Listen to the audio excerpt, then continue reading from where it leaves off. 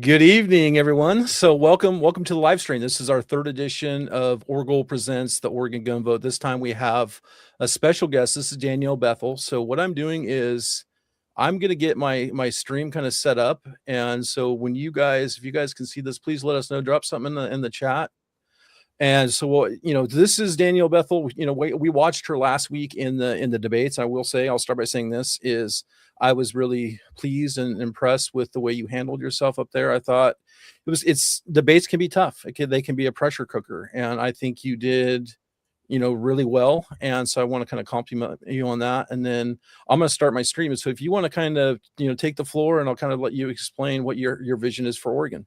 Sure. So I'm Danielle Bethell. I'm a fifth generation Oregonian. I live up the Santiam Canyon in Marion County.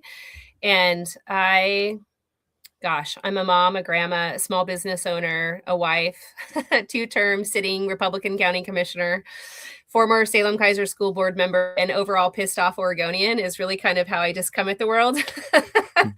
I'm in these spaces because I have for too long been either oppressed by or stunted or tripped up by Oregon systems. And I say that really genuinely, whether that's in the small business owner space. I was a chamber director before I was a county commissioner, certainly in the policy space. But I grew up in Oregon in poverty. I navigated homelessness and my mom's mental illness and addiction off and on until she left when I was 16.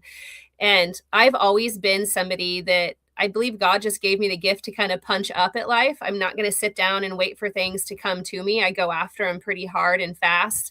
I have real dreams and goals. And I think everybody deserves a fair shake at life. And I think here in Oregon, we don't have a fair shake because we have this one party rule that is fear-based and fear-driven and woefully uninformed on how to deliver services and systems essentially for Oregonians who are vulnerable. I ran in 2018 the first time for the school board in my community because I was a pissed off mom. I mean, like true definition, like look it up in the dictionary kind of a thing. And I came out of the gate trying to defend my son and being present in this space in a community that I had been a substantial member of, raised millions of dollars as a booster, president, PTA mom, helping kids in sports and connect to systems, programs and whatnot. So it wasn't like I came out of the back room, nobody knew me. These people knew who I was. They know my family, and they dismissed me and they shut me down. And I got my first taste of being, I think, what's the right, I don't want to swear on your show. Essentially they judged me in a way, assuming that I would just go along to get along because I was a contributor to this system.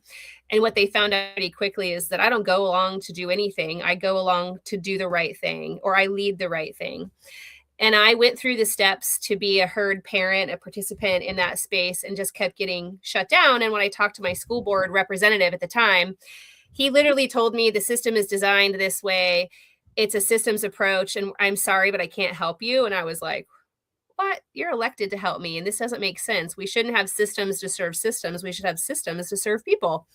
So I told him October 5th, 2018, I would be seeing him in the primary in 2019, literally on the phone. It was my mom's birthday. I remember it very clearly because it was such a big decision. And I beat him in May for that seat. He out fundraised me 3-1. Really well-funded, left-leaning candidate, and we needed a parent's voice on that school board. And it thrust me kind of into this space in my community as somebody who shows up and listens. I believe that you have 2 ears and 1 mouth, and you should use the one you have more of more often. And that's your ears, and that helps design kind of the way that I function in life. Even though I'm a fast talker and can argue with the best of them, you'll see me listening a lot because there's a lot to be heard. And when I ran for commissioner, it was because I was asked. Business owners and lobbyists and whatnot across Marion County essentially ambushed me into a room one day in mid-August of 2019 and said, hey, we like how you handled that campaign. We like how you've handled this recent approach onto the school board. Would you consider being a commissioner? And I said no. Actually, I said no with a 4-letter word. And they laughed and they were like, why not? I was like, I don't want to be a politician. And you don't want me to be a politician because nobody likes the way I come at things in political spaces because I feel so unrepresented and unserved in this space. and they were up for the task. And so I spent some time learning that job through the former Commissioner Sam Brentano, and then decided in the fall that I would give it a go. And I ran against a Democrat socialist, former Bernie Sanders employee. My seat is partisan, so a Democrat. And again, she out fundraised me, but I beat her too. And Good. I've been through 2 elections in that space now and feel pretty good about the work I do as a commissioner, and led fast into my role as a commissioner into a statewide position. I ran the Association of Oregon Counties as the president. That's a 4-year participation space. Was able to lead the recriminalization effort of hard drugs in Oregon. House Bill 4002 in the 2024 session is designed in Marion County on a program that we host and created, and it's scalable statewide. And as the AOC president, myself, my sheriff, and my DA worked really closely with the Democrats and the leadership in the legislature to come to a space of understanding and a restart, essentially, to accountability in that space. And we got that bill passed, and it's been implemented the last couple of years, and it has a lot of work to do. We've got a lot of work in that direction to walk towards, but it's a good start, and it shows that Republicans can lead Democrats into a space of positivity if you understand the space those Democrats are present in and why they came to the conversation. And that's really kind of how I enter into those environments and conversations with folks that I wouldn't always agree with. Yeah. And it was not long after that some of my peers asked me if I'd consider running for governor. And I said, no, one of them should do it. And I also spent time talking to my state rep and some other folks that I have worked with to see kind of what the lay of the land would look like for someone like me to run for governor. And I gained support from them and gave it a go. Started in spring of 2025, and here we are a year later. Cool. And so I look forward to kind of hearing more. I mean, I really appreciate the backstory, because, that helps me kind of understand more of who you are as a person, and, what drives you. Because I think that's really important, is we need a person of the people. And I think that's what's lost. Of all the good folks that I work up there in Salem with, it's the ones that understand that the constituents are the ones that are in charge up there. Those are the ones that I have the best luck with. And typically they're on our side, right? It's the other side of the aisle. And so I'm going to go ahead and just get into the questions. And so we're going to start off with the first one. And so the first one is, what specific actions would you take as governor to roll back or modify recent gun control laws passed in Oregon? So one of the powers the governor has when a law is passed, typically the legislature doesn't get into the weeds. They pass a concept and they say, this is the outcome we want. The governor's job is to work with the department that bill is assigned to put it in, to implement it, to create the rule-making process around it. The governor has a lot of power in the timeline, unless it's legislated, and how the effects of it come online. So let's use Measure 114 as an example, because that's kind of the most inflamed gun bill that we know in Oregon right now. If I were the governor when that passed, I would have vetoed it, just to be clear. But if somehow they pulled it back and then repassed it and it surpassed the veto, I would have worked really closely with Oregon State Police to slow walk it and to water it down. There's a lot of power in the ability of rulemaking and how you design that system at the state level, and then implementation locally to water it down and delay it and delay it and delay it, to allow access for courts to occur, because we know lawsuits come from different areas, but also to create an opportunity to poke holes in the legislation. So if you lose in that space as the governor on a bill that has to get passed and they override your signature, essentially, you can control the implementation. And through that implementation, you can create weaknesses and failures and opportunity for courts to prevail, to stunt it and essentially prevent it from going into effect. I also would make sure that through those processes in the legislative space, that Oregonians were really participating and invited to participate and create a lot of noisy volume around topics that most Oregonians aren't paying attention to, because we have had a one-party controlled voice and narrative for over 40 years. Most people have their head down, just barely surviving life. They're not paying attention to the legislature, as you know. And it would be my job to make sure people are alarmed and invited to the space and educated on how to get there. and using the tools of the governor's office to promote access, to create a lot of burden for the legislature to be harmed in the opportunity to pass those bills. That's awesome. Yeah, there's a lot of things. I mean, funding. There's a lot of ways that we can poke holes in things. So I like that answer. So thank you for that. So number 2, do you support repealing or reforming Measure 114? And if so, what would your approach be to do that legally and effectively? Yeah, so I'm actually the only candidate that's written checks to the 114 lawsuit. Like, I've donated money to Tony Aiello's effort because I don't believe that he should be lifting this, or his law firm should be lifting this himself. I believe in full repeal of Measure 114. In fact, I don't even believe that it's possible to be implemented. And I say that because I'm a county commissioner and I have a budget issue locally. Measure 114 is essentially an unfunded mandate on local counties, sheriff's offices, commissioners. When 114 was on the ballot and then moving through the legislature for statutory establishment, I was an active participant in fighting against how they were going to define that and who they were going to force it on, talking to the Oregon State Sheriff's Association and the Police Chiefs Association and the Superintendent of Oregon State Police, for that matter, and the rulemaking authority in those spaces to champion the local voice, to say, I don't have the resources to do this. You're opening us up to liability. The trial lawyers are just dying to come after lawsuits of local governments who get stunted in this space.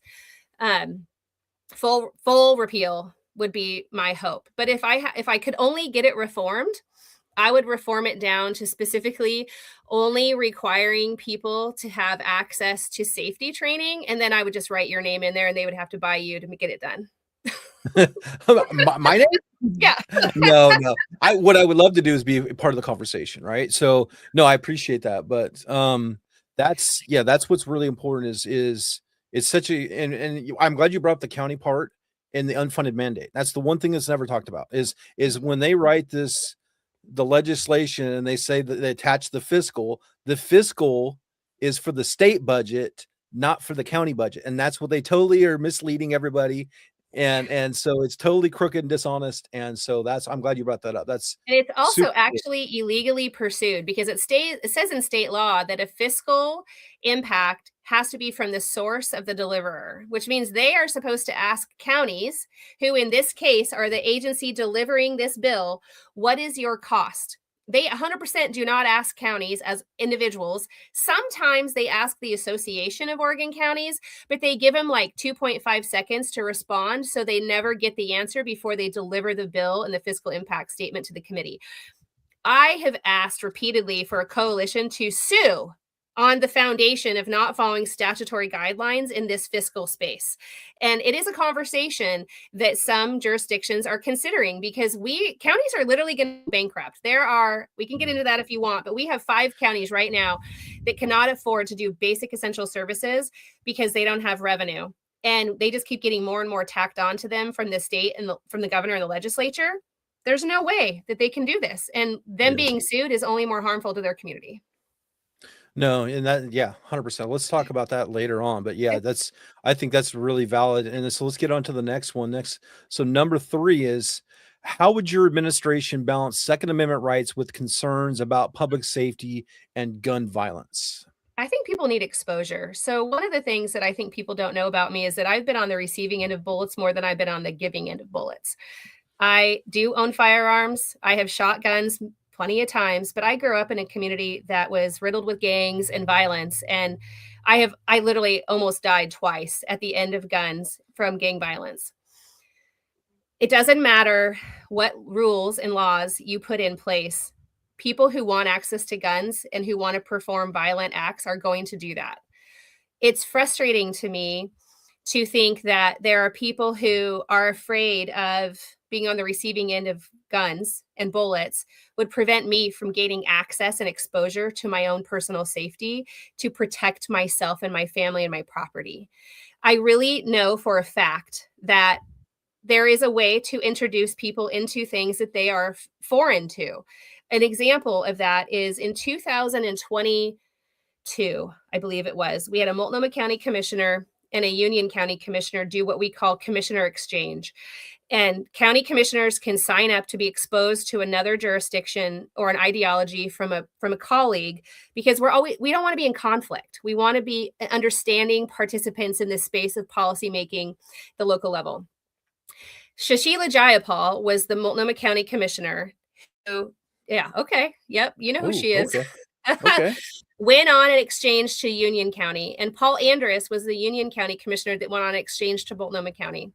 They had to report back to the AOC board of their experience, because it's a funded thing that the association does, and they allow like 3 exchanges a year. And Commissioner Andrus, who's a conservative, gun-owning, hunting, rural community guy, said, I understand now why she has the feelings that she has. I went to Northeast Portland. I experienced the poverty, the crime, the density, the culture, and realized, boy, it's so different for her. I'm putting probably words in his mouth, but essentially that's what he said. Shashila said, I shot a gun. I went over to Union County, and Commissioner Andrus took me out to, wherever, and we did some target practice, and it was fun. It was exciting. And she got comfortable with that firearm. Not to say that she's going to go out and purchase one today and feel comfortable concealed carrying or open carrying or whatever, but it provided her a different perspective from a rural person's mindset, and vice versa to an urban person's mindset. And I tell that story often because there's proof in the fact that exposure and understanding of origin is why we have, or a lack of, is why we have such distance in between individuals in this topic. I can't force, people who are against firearms to go and be exposed, but I sure can invite them into the space. I can invite them to a fire range locally. I can invite them on a ride along with law enforcement. I can take them on a hunting adventure. I can be human about it and open-minded. And as governor, introduce the idea that we should be exposed to other things in the world before we jump to conclusions and be so biased without education. Wow. So here, hear me out here. Can we mandate this training for the Oregon legislature? As governor, could we mandate? Because I think we could shame them into it. I don't know. It's something. It's so necessary for these people that live in Portland with their constituents. I guess they may be listening to their constituents, but they don't understand the rural part of Oregon, and that's why there's that divide. So I'm glad you brought that up. So that's important. So thank you for that answer. That was a great one. So my next question is number 4. So would you support constitutional carry in Oregon, or do you believe the current concealed carry permitting system should remain in place? I'm a constitutional carry girl. Okay. I do not believe, I have my concealed carry. I have the little card that I carry in my wallet and the firearm that I carry around from place to place. Actually, my permit expired in February, and now I have to go through the process again. Never one time has it ever been asked from me, like, can I see your permit? Never. I've been pulled over since I've had this. They've never asked. They know about it, right? It's present in my profile. Does it make them feel safer or less safe, law enforcement? No, because they're trained to respond to every situation that presents itself in the moment. I believe that concealed carry permit is just a burden on people who are, what's the right word? Mature gun owners, people that want to follow the laws and the rules because they want to be good citizens and they don't want to cause conflict or harm or confrontation in spaces. But again, as I said before, I guarantee you, every young man that shot at me when I was growing up did not have a concealed carry permit and or a license to have a firearm, and they never cared. It doesn't matter. Like every crime I have ever been adjacent to, those individuals weren't following any rules or laws. So why are we harming the majority for the actions of the minority? And I do not support that. Perfect. Yeah, we shouldn't write policy off of a minority part of our state. 100%. So my next one. So number 5, what role should the state government play in firearm training and safety education, especially for first-time gun owners? I think like anything for first time, we should provide them access to information to go seek it out. As an example, literally just yesterday, I was talking to a woman who I suggested get a firearm based on a situation that she is interacting with in her life. She was told by a deputy that she should get one.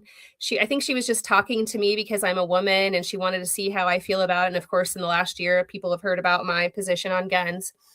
And I gave her a recommendation to 3 different courses that she could take. One is an all-female course trained by a female trainer. The other is a local gun shop that allows you to essentially rent access to different firearms for use before you purchase. And the third is just a co-ed system that's down in Lynn County. And in the 10 minutes that we had that conversation, she was like, I had no idea. It's like anything else. Once you enter into the room, if you can find the door, you know what's available. But if you don't know where the door is or how to open the door, you don't have access. It's not like I can go to Dick's Sporting Goods and buy a gun and they have a list of where I can go get access to training. They just don't. I don't understand that. I don't know why we wouldn't provide access to those or why businesses that do that work. I mean, you do a good job marketing yourself, but I also follow you. So I see the work that you do. But there's probably a dozen individuals in my county alone that do access to like firearm handling and gun maintenance and things like that nobody knows about. You have to like find it, like peel back the onion. And I think the government should provide more access to information. Like, why don't we have on the Oregon State Sheriff's Association website, when I go get my concealed carry permit, the next link that says, if you want to buy a gun, here's where you go to get trained on using that gun. I got training from my husband and my son, right? I'm comfortable with them. In fact, the sheriff of Marion County does a great job of training people. He invites people out to the range all the time, but his time is limited. We need more access. And I don't think there's anything wrong with the government providing a foundation to something that creates safety and security and peace of mind in our community. And that's really what I was hoping you would say is we don't need the government because we can't always trust the government, right? And we could it depends on who would be in charge, right? And they're going to say, oh yeah, this is our safety program. We recommend that you just get rid of all of your guns. That's going to make everybody safer. No, that's not going to happen. So I'm glad that was a really great answer. Thank you for that. We don't need the government. The government maybe can fund it, right? Or give access. That'd be good. But I don't think the government should be in the firearms training business. That's for the private sector. I agree. So, well, I also don't think the government should be in a lot of the things that it's in, but it's taken a lot of things away from the private sector, and I'd like to give it back. 100%. Well, I mean, we're gonna be here till 10 o'clock tonight talking about all that. So, so number 6, how would you handle potential conflicts between Oregon law and federal firearm regulation? How would I handle potential conflicts between them? Yes. Can I bring up an example? Can I give you an example? Oh, please do. Please do. How about the Oregon sanctuary law? Under current administration federally and Oregon's administration currently, the answer to that is what I'm doing right now, suing both of them for a court decision. So the truth is that when you have conflicting laws, somebody is going to be harmed. Whoever the implementer of that law is the one who's harmed the most. In most cases in Oregon, it's counties. So under the sanctuary law, under the Enforcement Act of any type of gun handling law, unless it's enforced by DOJ or OSP, counties are the ones who are directly harmed. That harm comes from a variety of places, but prominently funding. Either entity above threatens you to take away funding from a source that's important to you, or they sue you and then they have a taking. And the courts are the ones that are really the only ones that can determine that. Unless you can get a legislature to hear you, and in Oregon, I can prove to you how difficult that is, almost impossible. You have to be heard in a court, and you have to be willing to go the distance. You can't just settle on the first outcome, especially if you don't get an answer, like Marion County recently did not from our federal lawsuit. You have to pursue the next phase, because eventually you have to have a finite decision and somebody has to have supremacy. Somebody has to be the ultimate authority. Okay.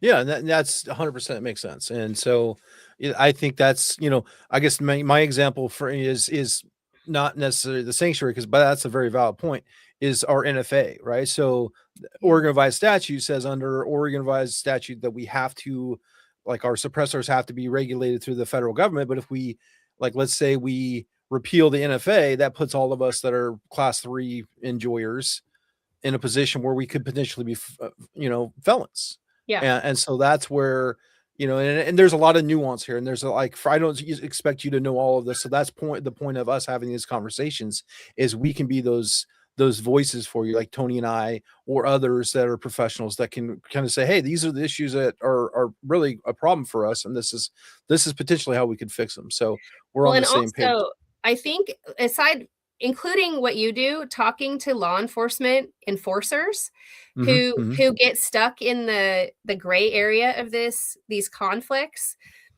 just because the sheriff is the constitutional authority, like pick a constitution. They take an oath to both the state and the federal, and they have a lot to say in these spaces, and they go unheard on a regular basis, especially from the left because they're anti-police.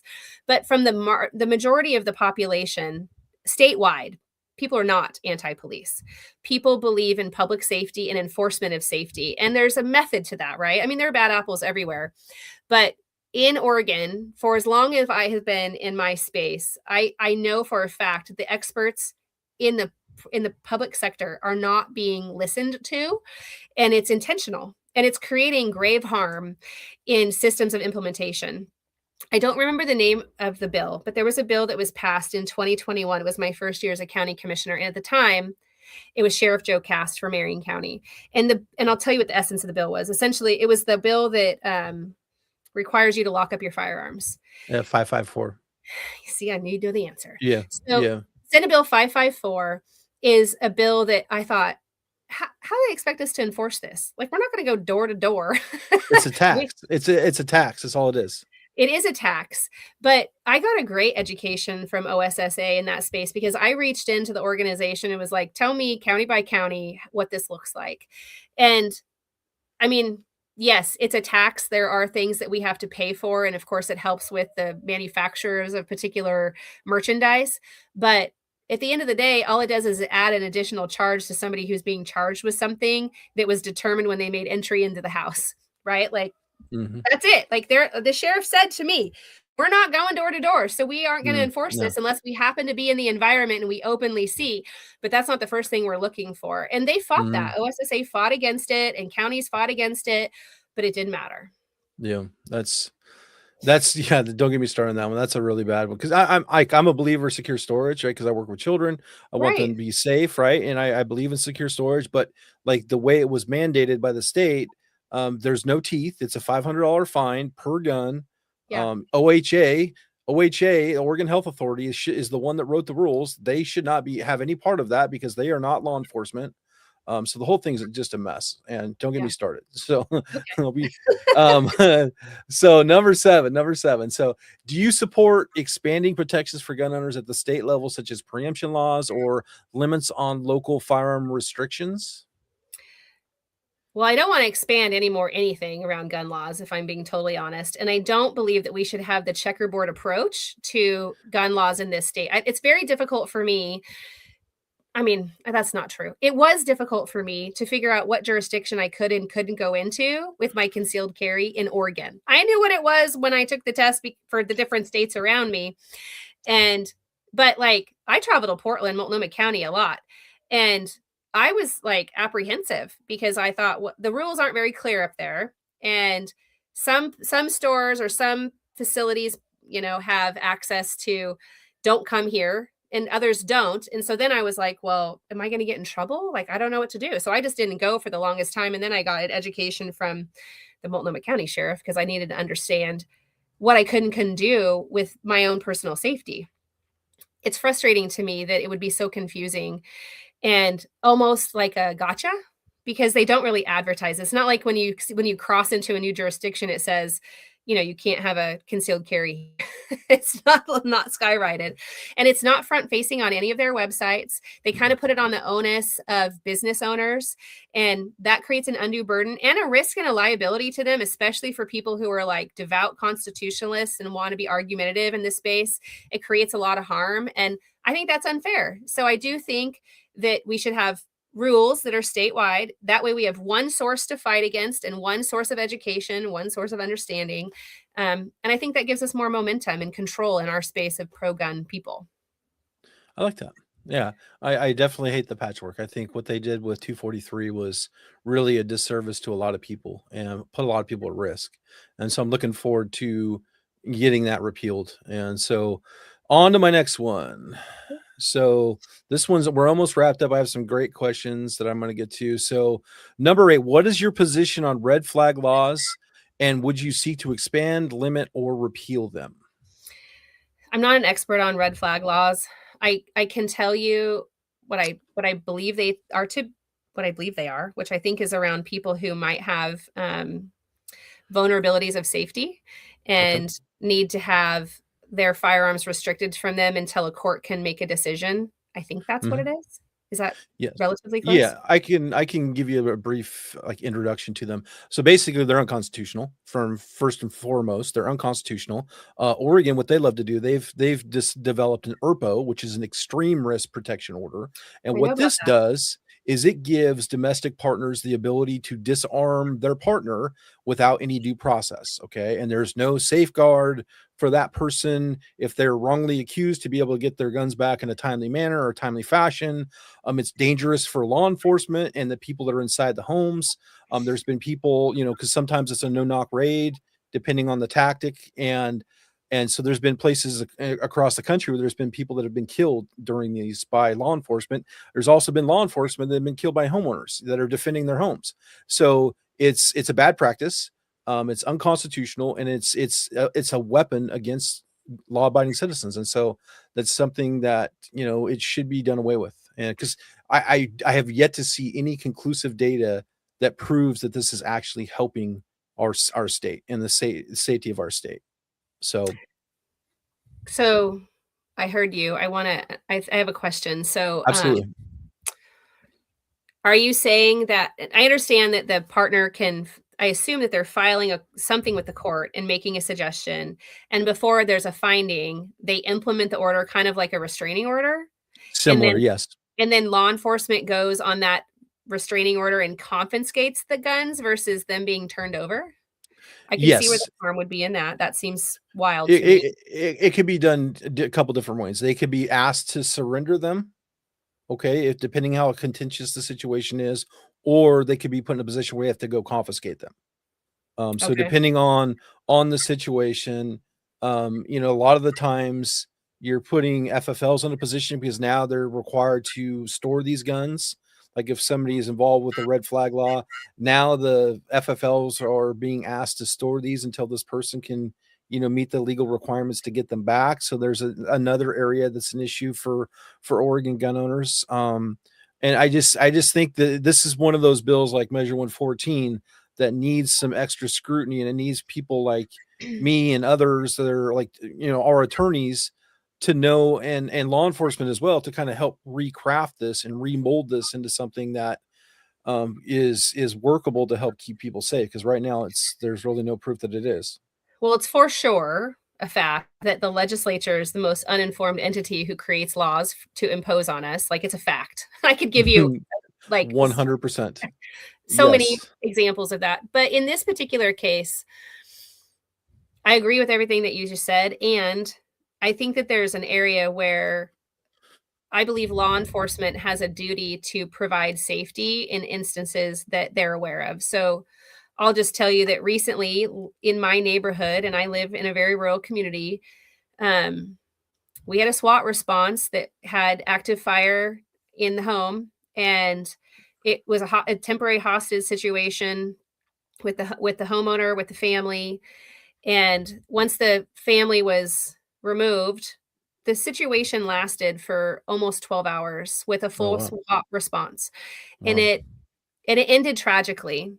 But because of the circumstances, law enforcement felt it responsible to remove firearms from the home until the full investigation was complete because of what had occurred. Mhm. And the I think it's the I don't I wanna say it's the extreme risk It's something ERPO. order. It's a extreme risk protection orders. That's the term. Right.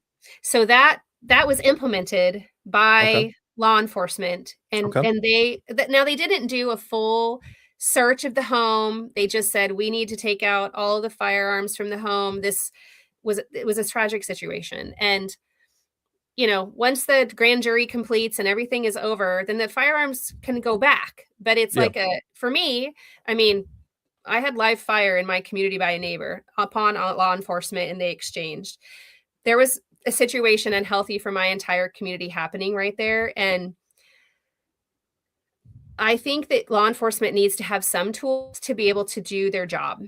But Yeah. do I think that, and I also think in some cases of mental illness that is proven, there is a need for law enforcement and behavioral health to do their jobs. But I think that there has to be due process, as you described, and I think that Mm-hmm. that needs to be expedited. I do not believe that the system today is reactive enough in those spaces, one, for people's constitutional rights, and two, for people's public safety, Mm-hmm. to be joined together in an outcome that everybody is, I think, equally served. So for me, I think that as governor, every law requires a plan, not a reaction. I am sick and tired of policy being created and shoved down the throats of people who are like, where the hell did that come from? And also, it's almost impossible to implement because on every single sector of policy, they don't create plans, they create reactions, and it's ridiculous. And and I sense the frustration as somebody that's trying to fight this stuff. Like that is, I mean, that's the whole point is they make this gobbledygook and they want somebody else like the counties to have to deal with it, or law enforcement to have to enforce it, or law enforcement to stand up the programs to have the permit to purchase. Like it's somebody else's job. Our job is to pass something that's unconstitutional, and then it's somebody else's job to deal with it. And so that's not for good policy. So you and It's I are in agreement there. I'm frustrated that I hear from legislators, including people that I'm running against, that, well, we have limited time to make a decision. We should not have thousands of bills going through the legislature every session. We shouldn't. It's ridiculous. Mm. It's like the whack-a-mole game, and it's like the Mhm. one up because of an agenda.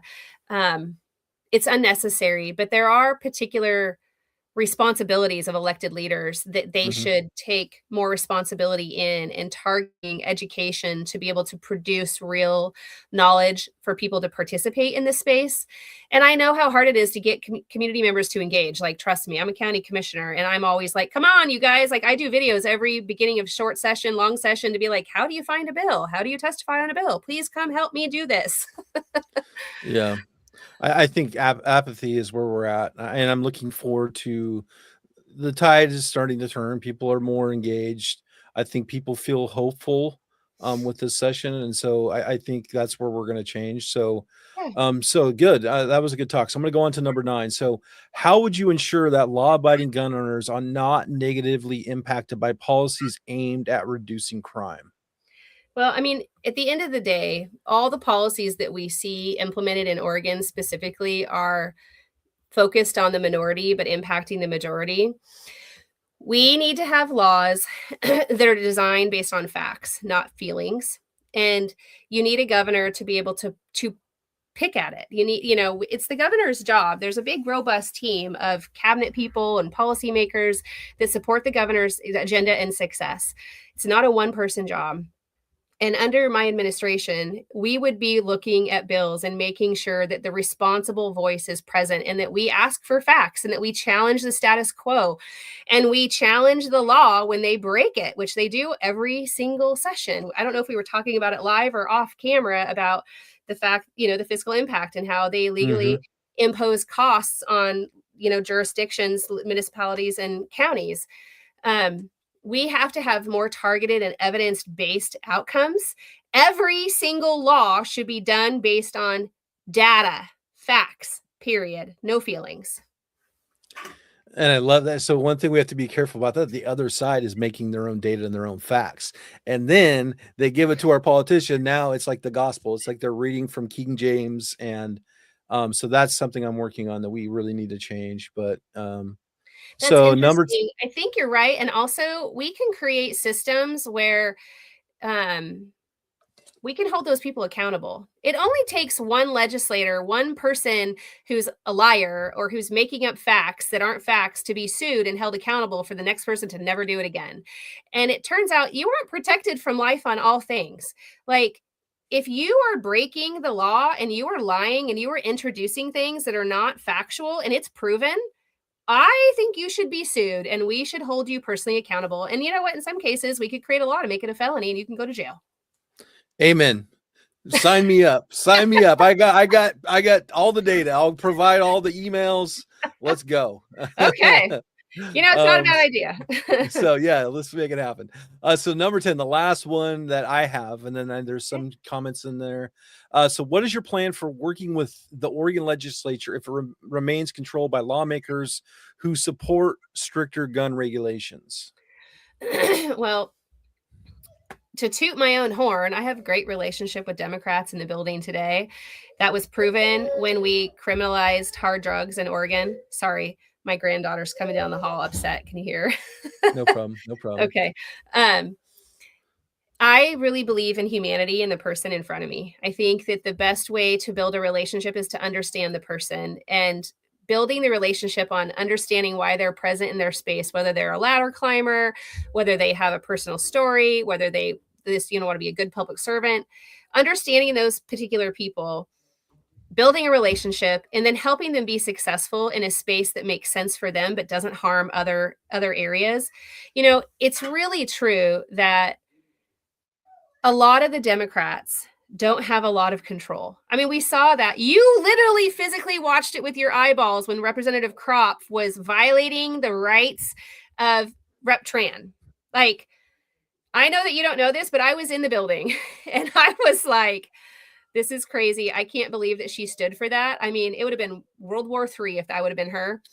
But they get bullied and they don't have anybody helping them. There's no strength for them to be able to stand on their own 2 feet because they get threatened. I mean, Kotek's been threatening these Democrats for years when she was the speaker, all the things that we've heard. And I think that's unfortunate. But being a true partner in this space is understanding that compromise has to happen and that you don't win on everything. And again, introducing them into things that they've never been exposed to and forcing them to gain that exposure and not lead from ignorance. I'm not afraid to say, I don't know about that. I'd love the exposure. Take me into that space. And if it's uncomfortable, like, you grow as a human being, but you have to know as a leader that everyone around you has an opportunity to learn and to be better. And it's my responsibility, governor or commissioner, to be present in that space as a person. And I have really good relationships with some of the most extreme Democrats in that building. They know the names of my granddaughters. They know about my life story and vice versa. And when I show up and throw down with them on policy, they know that it's coming from a space of truth, because I'm challenging them all the way to the end of the mat. And then they have to reciprocate. And if they don't, then they're harming a relationship. And that matters, not to all of them, but to many of them. And also, I'm not afraid to be aggressive at all. If I believe people being harmed, I'm going to show up and fight. I'm running for governor because I am fighting for survivability like everybody else. And I am tired of being left in the dust by people who aren't willing to be vulnerable and to be truthful and to be willing just to gloves off. We're done. We need a difference. And I'm willing to put my life on hold to figure it out. I think I can work with them, and I'm willing to, and I'm willing to do the work to build that relationship. Good deal. I like that. So now from the chat. Okay. This one's been asked. This is the third time it's been asked. So this is from G23. If they stuffed anti-2A laws in a transportation bill, would you veto it? G23, do you know what line item veto is? Because hell yeah. You don't have to veto an entire bill. You can line item veto legislation, and you can send it back to the drawing board, and you can also manipulate outcomes. So yeah, they like the gut and stuff concept is what you're describing. Mhm. There's ways that the governor has control of removing specific policy, and it's one of the biggest fears that legislators have is line item veto. You can go through bills and you can pull out policy, and then they don't know it until the legislature is done if you hold it for signature until sine die. Look at what Kotek's been doing. Nice. I like that. Okay, cool. I like that. And so this one has to do with hunting, right? So, the question is, are you in favor of opening up land management by logging company, and what is your stance? Like, it seems to me like there's an access issue for hunters in the state of Oregon. There's timberland, there's public land. What's your view on logging and how we can open up the woods for folks again?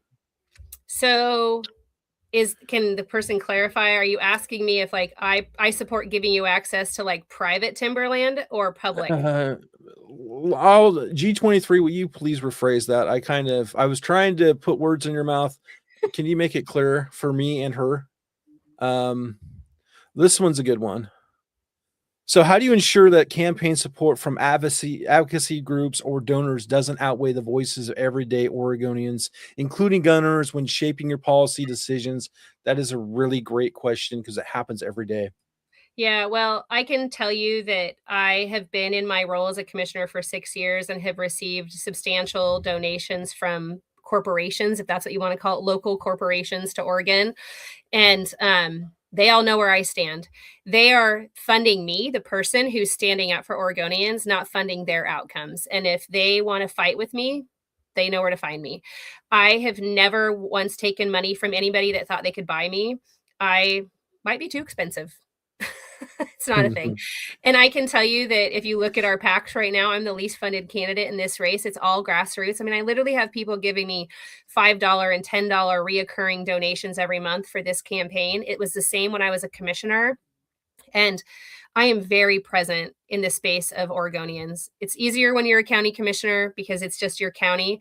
But I got out in this race in the governor race the earliest of any candidate in history. I've been on this trail for a full year, more than a year now, because I started in mid-March in 2025, and have spoken to a substantial amount of Oregonians in their hometowns and their communities because I want to hear from them, and I want them to drive the narrative of what a real, true Oregonian leader looks like. So I don't have special interest or major PACs banging down my door to give me money, but I would take it today, but I would take it on the pretext that you are buying my values and my morals and my leadership skills that I have already proven as a commissioner, not what you think you can shape me into. That's awesome. I like that. So this one's from Dwayne on Facebook. And so what can be done to give departments at the state level the ability to spend their own budget money instead of waiting for comptroller to dispense? Well, every agency essentially has authority once the budget has been approved, but certain programs have to spend within I'm going to call it a matrix or a formula. And I don't believe in open spending. I think there's a lot of risk to that. I am a county commissioner that oversees an almost $1 billion a year budget, and we require our programs to come before the commission to be transparent with taxpayers about how those dollars are being spent. We fund a budget every year, but in order for those dollars to be expended in that year, those departments or programs come before the commission on contracts or programs and tell the story again and essentially get permission again, because the system is so large and things can get lost. I believe in true transparency and true accountability. And the only way to do that is to measure that expenditure. While it's cumbersome for government employees, I believe it's the right thing to do. So I don't believe that the comptroller or the Department of Administrative Services is efficiently functioning. And I could see that would be frustrating for a state government employee, but it can be, more local control can be created through those systems to allow expenditures to be executed sooner than later. Okay. Thank you for that. And so this one is, what is your plan to reverse the struggling education system in Oregon while arm wrestling the unions? So it turns out the unions really control more of the schools than the whole system. The governor is the superintendent of education. I'm sure you guys have heard that. And there's a lot of authority in the governor's hands. So the appointment of the Oregon Board of Education is a priority. Walking back several of the executive orders that the governor has put in place across all systems, not just education, with the exception of cell phones out of classrooms. I actually support that. But I support it with the caveat that parents need to feel good and trust the teachers and the school administrators in the buildings. And right now we lack trust. So we need to reignite that so parents don't feel like they need a cell phone tool to protect their kids or to have connection. We need to return the basics to education: reading, writing, and math, language arts. We need to focus on comprehension and phonics from K through 12 all the way. And we need to do actual practical testing outcomes, not just testing to feel good, testing to know that our kids are learning. It's true that we have annual testing in schools, in school districts across the state, but their bars are set really low district by district. So when I was on the Salem-Keizer School Board, I can tell you for a fact that they set their standards below the achievable outcome in case of failure. Because in Oregon, ODE is a penalty organization, not a partner organization. Mm. And when a school district doesn't achieve the standard or the goal that they set for themselves, ODE can right now come in and kind of be a hammer and take back control and remove that local authority. So it creates a fear-based system, not a partnership-based system. I want to return the late 80s and 90s model to education, which we now hear called the Mississippi model, where the state of Mississippi advanced from the bottom 5 to the top 5 in a decade through 2 systems. They returned local control by saying to school districts, you need to set the bar. You should set the bar high, and we're going to tie your outcomes to dollars. So we're tracking you, and you need to transparently explain how things are working, and you need to ask for help. But the tools and the expectation was centralized. So the state as a whole in Mississippi, and should here in Oregon, should be able to say statewide, based on partnership and understanding with locals, how you achieve those goals, and then be a partner locally when they hit road bumps. It's a system that's easily designed, but it will take time to implement. And then overall in the whole system, I don't know if people know this, but higher education in Oregon doesn't teach phonics in the basic license degree for teachers. And we need that to go back into a part of their licensure. We have spent millions of dollars in the last handful of years reteaching and or teaching outright teachers what phonics is, because we're not teaching the brain. We're teaching the space. And we need teachers to teach the brain and let the environment unfold with partnership. The way to do that is to require partnerships between counties and schools. Right now, we have a one-size-fits-all academic system that focuses on behavioral health, stabilization, food security, et cetera, and we've added too much into the classroom. So we need to dissect that back and create a real table of partnership in our communities, community by community, that's facilitated from the governor level. Awesome. So we're back. G23 cleaned up his question here, so we'll finish her off. So we have public land that is being managed by logging companies that can close to the land to hunting. Would you require them to allow the public to have access to that land, or leave it as it is? Yeah, I'm probably not going to like my answer, but no, I wouldn't force them to reopen it to you. There's a lot of liability for private landowners to just allow public access. You can access private land through permit or calling and getting keys. I know this because my family does it. So there's ways to access that. Not all private timber or lumber or logging companies allow it, but a bulk of them do. But I can tell you in Oregon right now, as it's designed with the wildfire risk and the challenge that we face on public lands without proper forest management, et cetera, it's dangerous for private landowners to just let a free-for-all happen. It's also dangerous when you allow people to fire into trees and then somebody goes and cuts down that tree and then a bullet hits a saw and it ricochets, and there's a reaction effect to that. So it's a nuanced space. I do believe in private landowner rights, and I understand access for hunting, but I think that there's a bridge that we could create if we had healthier forest systems and an understanding as a whole about safety and liability. Good answer. I like that. Yeah, really important. So here's another good one. So what, if anything, can you do, will you do to stop the ever increasing licensing fees and overregulation Oregon hunters and fishermen are faced with? How about we just reduce the responsibility of Oregon Department of Fish and Wildlife? Their scope creep is so large that they are basically taxing you to exist, to regulate you and everything else. An example of that is, a couple years ago, we had a rock quarry company that's in my county want to expand on a land use application. And ODF&W got involved because somebody 15 years ago said that they were hiking through that land and they think they saw the shedding of a type of a rattlesnake that's not native to our region, and we needed to protect it. That landowner spent a lot of money fighting that bullshit narrative from ODF&W, who shouldn't have even been in the freaking conversation. It's frustrating to me. Their overreach, their scope creep is way out of control. They need to reduce it back to standard statutory role. They are a fee-for-service organization, but that fee-for-service should be specific to hunting, anglers, things like that in the recreational space, and allow the other agencies who do kind of the proper management of forests and wildlife to do their job. We have way too much, I think, concentration and duplication of services there. I really like this question right here. So what is your stance on outside lobbyists initiating policies in our state legislation? Like IP 28 is a great example on, measure I think it should be 114. illegal, just on its face. I think it should be illegal. I think actually Representative Deal, I believe he has said that he has brought legislation to prohibit that, or he has talked about it. And if he didn't, he should. Yeah, I do not think it's appropriate that we are the guinea pig state for America and we let these special interests come here and pick on us. It pisses me off. And as governor, I would go right through the jugular for these morons from the East Coast and tell them to stay back there. Awesome.